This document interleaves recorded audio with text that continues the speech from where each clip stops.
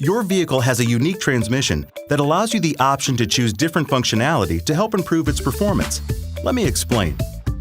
Your electronic 10-speed automatic transmission can be used like a standard transmission where you have park, neutral, reverse, drive, etc. It's as simple as pressing the brake pedal and shifting into the desired gear. There's also a sport mode feature that enables an improved shift calibration that provides extended lower gear operation and additional engine braking, enhancing uphill climbing performance in hilly regions. To engage it, shift into S. Plus, it can be shifted like a manual transmission using the SelectShift option for a sportier feel. While in sport mode, pressing either the plus or minus button on the shifter will enable it. Then use the plus and minus buttons on the left side of the shifter to upshift or downshift. To exit this mode, press and hold the plus button for about 2 seconds.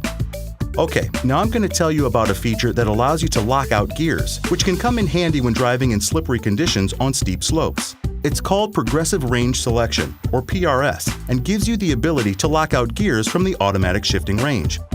Here's how you use it. With the transmission in drive, push the minus button to activate it. Available gears will be displayed with the current gear highlighted in the instrument display.